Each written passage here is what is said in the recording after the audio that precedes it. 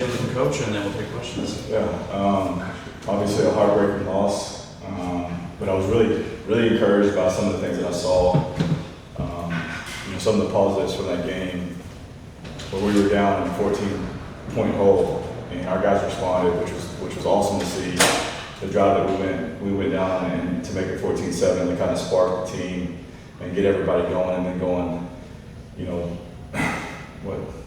the rest of the time on 2 points. I mean, the second, we had 2 minutes and 38 seconds left before the half, and we go down there and take a lead. That's big time. It was a big time throw by Noah and a big time catch by Chris to give us a lot of momentum. And then after, in the second half, coming out there and eating up 7 minutes and like 30 seconds of that second half drive was big time by our guys. Unfortunately, we made too many mistakes in the red zone.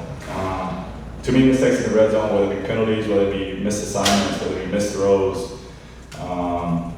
You just can't. You're not gonna be able to score that way. And so that was the most disappointing thing. And then I think in overtime, obviously the hole that neglects the touchdown, I really felt like that was game over when we scored. That put us in a hole, and then I felt like Noah gave us a chance on that last play to extend the game. So a lot of positives, obviously heartbreaking. Danny says this all the time. There's no moral victories for me. At the end of the day, we didn't get it done. We had a chance offensively, especially with 4 minutes left to extend it. You have to run the ball the first 2 plays just to keep the drive going, to keep the clock running. You have to. I felt like the second play they finally gave us like the coverage, on a normal down that we actually had, an advantage box, and we ended up getting 1 yard maybe. And so the third down call, we have Chris Hudson wide open on the return route. We just can't get to him because we can't pass off the twist game correctly. So lack of execution kind of ended that drive. And so like I said, at the end of the day, we didn't get it done, and there's a lot of things to clean up. And I'm really proud of our kids because they freaking battled. That's the most encouraging part. And then obviously on Sunday, you would think, with that type of loss, our kids would be down. It's probably the most energetic Sunday I've been a part of, not because they don't care, just because they got a lot of confidence, and they know they should have won the game. And so we got to do a better job offensively, putting our team in a better position to win and find ways to win games late. But I'm super proud of our guys, and I'm excited to go attack Houston with them. Thank you, Coach. We'll start with Troy and then Justin. Kind of touched upon it there. I think it was run pass on that one possession before the final possession. With Noah, would you prefer him to run the ball there when the play kind of didn't when it breaks down, yeah, instead of throwing the like he would. We've talked about that before, but I also don't want to put that in his mind on a third down call when it's like, hey, if it breaks down, don't try to escape and make a play to extend the drive. And I think that's just like in his mind at the time it was going on. He had to hurdle a guy, and got to expand, and next thing you know, the 54, the micro linebacker triggered on him. It's there in a hurry. So it sounds good. And I think on paper, when you watch it, it's one of those things. It's like, man, just eat it. But in the heat of the moment, that's hard to eat, right? You're trying to make a play, and so I think on CIA, Danny, that we do, the CIA reports, eat the ball. As a competitor, it's kind of hard to do. Justin and Jason. So we saw Kedrick Reesano really get going. This week's a big week for him, going back home to Houston. What do you make of just his progress and how he's going to help you guys moving forward? Yeah, he's a warrior. He's a warrior that he's fighting through his injury, finding ways to be available. You should see him attack his rehab. It's unbelievable because he just wants to be. He wants to be a great teammate. He wants to help the team, and so I love that kid. Obviously, he's got a little bit more size than the other two, and so like you saw it on that fourth down call, what we called basically duo. He ran through like 3 people and scores. I mean, that's just who he is. That's the mentality that he has. He's truly bought in what we're talking about, what we believe in, and I love him. I mean, he's been such a leader for us, and so when the ball's in his hands, I feel very confident. Jason and then Michael. How do you feel about the overall distribution numbers to receivers with some guys? Is it more of how the game went, or just overall certain guys maybe not getting targeted as much as others? So I'm assuming you're talking about Spivey and the tight end numbers. So the tight end numbers, why was the tight end targeted more than Spivey? Well, the tight end was targeted more than Spivey because twice we had to check the ball down. He's a check down. We call it over route, where Nunu's wide open. We get interior pressure. He has to escape, and the only thing he can find is the tight end in the flat, one target.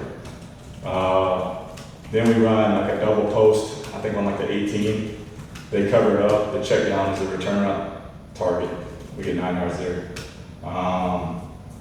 The two calls that we had to target the tight end, one was a wheel route that I feel like Noah missed, and he'll tell you that he missed. I think there's 2 throws he wished he had back, and this is one of them. We had a show fake with a double post wheel. It actually gets the linebacker carrying the tight end to step down. So we have a step, and Noah's just a little slow to get to it, and he rushes the throw and it sells on him. That's a target. Down in the red zone, we call an RPO with a flat screen, and it's supposed to be cracked by the inside player, and the outside player runs off. We bust. We ran that all week. It was probably one of the more confident calls I've had in my sheet, just because of the way they played. We had it dialed up perfectly. We just didn't execute it correctly. Target. The one that we threw to him late on 3rd and 6, that was pretty aggressive. Like I really like that ball to be handed. That was really more for a man-to-man crack if they gave us pressure. So we got to target it there. And then I did call some plays to get Spivey a touch. We called a stutter around midfield that he didn't win on. And then we called an over that they covered up. That was trying to get him over, a deep over. And then we threw a comeback to him late that I felt was contested, but I felt like he still could have made that play.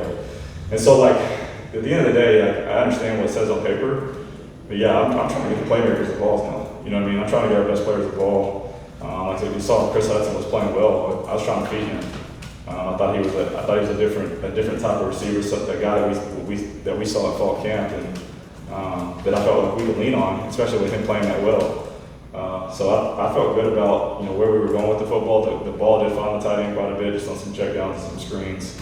Like I said, some of them weren't supposed to be there. And like I said, I wanted Spivey to get involved. Every time I tried to get him involved, it seemed like it was the wrong coverage, and we didn't win. Michael and Brian. So you touched on the red zone issues a little bit. You guys are next to last currently in touchdown percentage in the conference. Do you feel like you need to maybe balance things out a little more and run the ball a little more? Especially this last game, I think it was mostly pass plays. Yeah. So let's go through my process here. We get down there on the first drive, or what is it? Not the first drive. The first time we get down there, I call a movement pass to Chris Hudson, and I would have bet everything that I had that we were going to score on that play, because we have yet to be stopped on that play. That's the most confident I've ever been on the play, and they covered it. Okay. Then we call the wheel route on second down that pops wide open. So if we complete that, then sure, no, we're not having this discussion. And then we run the bunch on the third down that Chris pops wide open, and those are the 2 throws that Noah wishes he had back. I mean, 2 throws he normally makes, 2 throws he makes in practice all the time, 2 throws he missed. And then we go down, and there was a couple times like we threw RPOs when the ball should be handed, so I did call runs. And we got a little aggressive sometimes, but sometimes you got aggressive. Like one time he got aggressive and threw it was supposed to be a rub route to Nunu. They played too high, like to throw it, and he got aggressive and threw it anyways. Shoot, man, it gave him a chance, hit him around the hands. You know what I mean? So if he catches that, we're still having this discussion. You know what I mean? So it's just like, I think the biggest issue is like, yeah, do I shout on the ball at times? Absolutely. But it's not like I'm just calling passes. I am calling runs. But you also have to have this element of RPOs just in case they do stack the box. Now, do I think Noah got aggressive at times of going after it? Yes, I do. Do I need to fix that? Yes, I do. Do I take accountability for us not being good in the red zone? Absolutely, that's on me. But I'm gonna own it. I'm gonna fix it. Like in the overtime drive, we ran the ball. The one that we scored, we did run the And then on the second one, I didn't want to take it out of his hands. You know, our best player is number one. And so I wanted number one to have the best chance to go win the game. On second down, it was 2nd and 10, I did call a run. We spit, you know, a flat route, which we've never done since I've been here. You know what I mean? Just trying to be too aggressive again. And if we hand the ball, it probably walks in. So there was some runs called that I felt like would have been successful runs. We just got to fix like how we're throwing RPOs and when we can throw them, and understanding, you know, the difference of what I'm looking for and when I'm not. So I think, again, like at the end of the day, yes, it's on me and I need to fix it, and we're working on it. Brian and Troy. Well, since you brought up some specifics and all that, rather than being asked about it, so obviously you're aware of like what people are saying about it. How do you not let that affect what you do? My wife.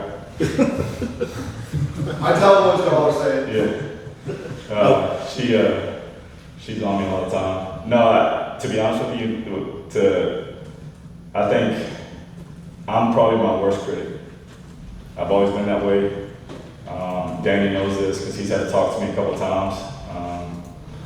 But I want to win more than anybody. And the reason I want to win is because I think these kids deserve it, these coaches deserve it. I work extremely, extremely hard, and I take a lot of pride in my work, and I take a lot of pride in my organization. I take a lot of pride in my plans.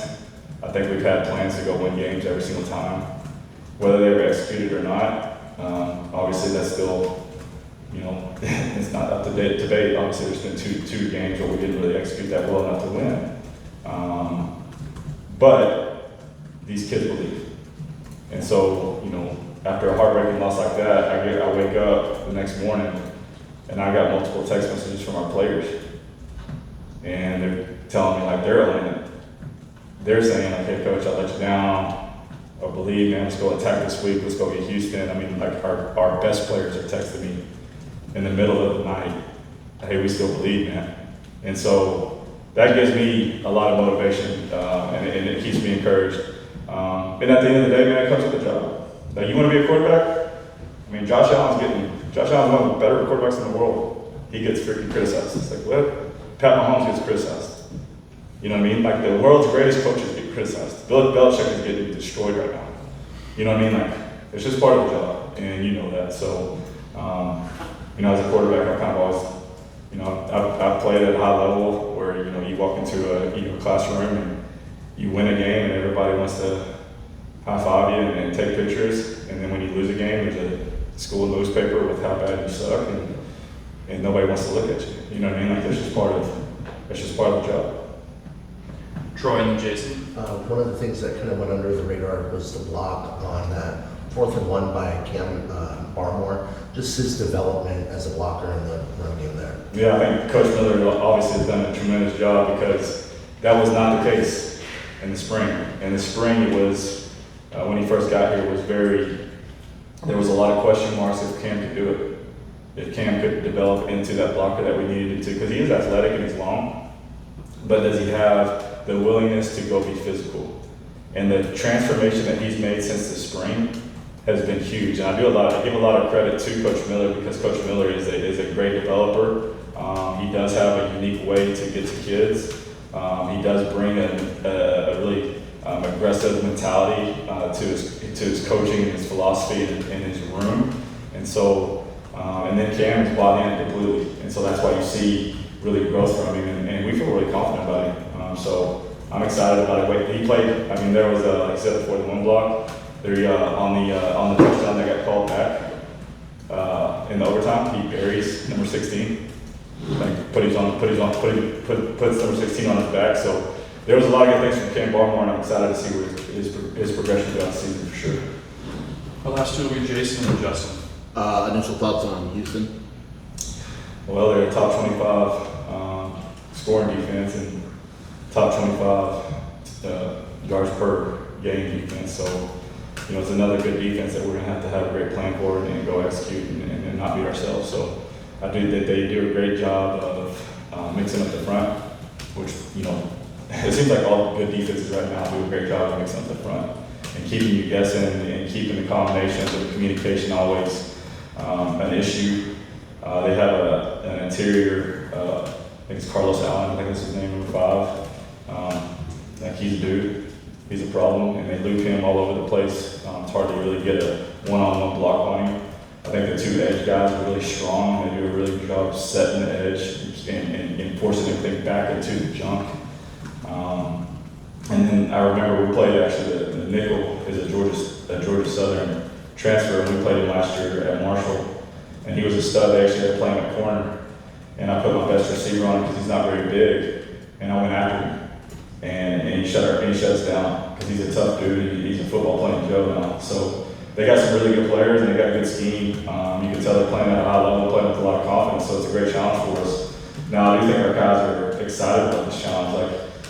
And on the second, I kind of double down on this, but our guys, the way they approach Sunday and the way they approach Monday and the way they approach today's practice, you would have never known that we just came off a heartbreaking loss that, we should have won.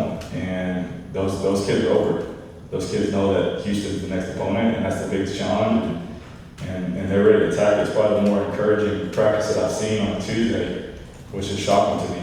And I'm encouraged by it. I really like our kids.